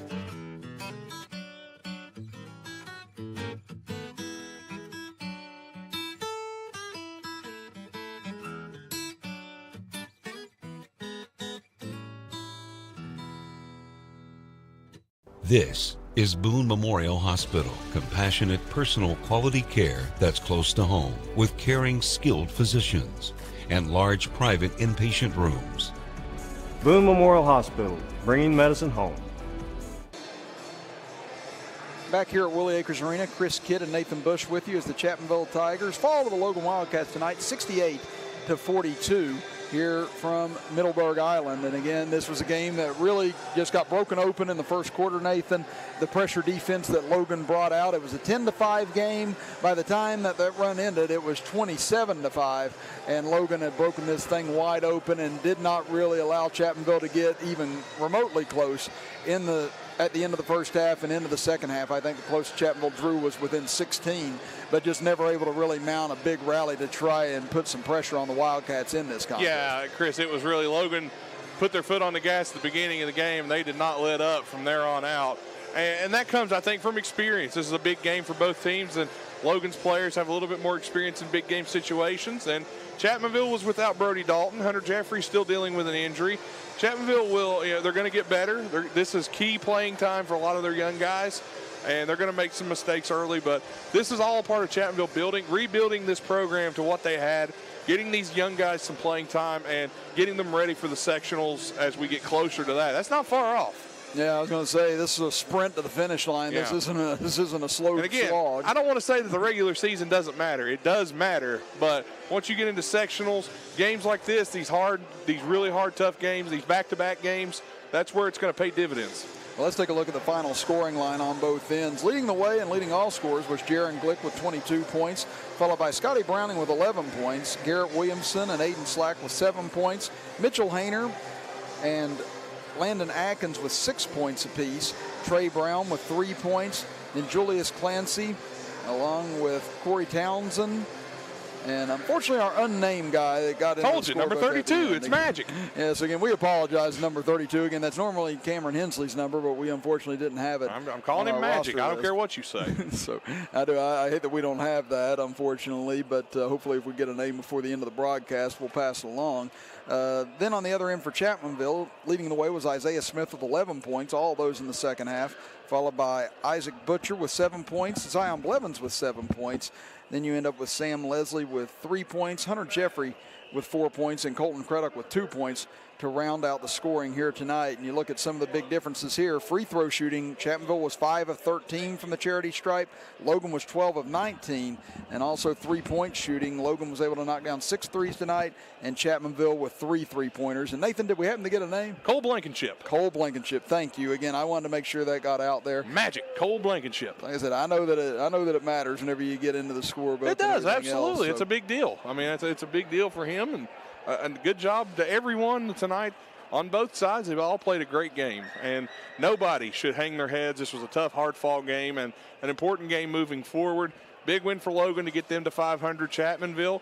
Now we'll regroup and head back tomorrow. Again, it's time now for our Boone Memorial Hospital Player of the Game on Video Productions, and it is going to go to none other than Jaron Glick. Again, 22 points tonight, a couple of three-pointers as well. Really got them sparked there in the first quarter whenever they went on that big run, as he had 11 of those 22 in the first quarter and helped Logan never look back tonight. Yeah, Glick was really the spark that ignited this Logan fire, and he really got him going. And big game for him, played great, and congratulations to Jaron Glick on a great ball game. Well, now we look towards tomorrow, Nathan, and this Chapmanville club, a short turnaround as for Logan as they travel to Wayne.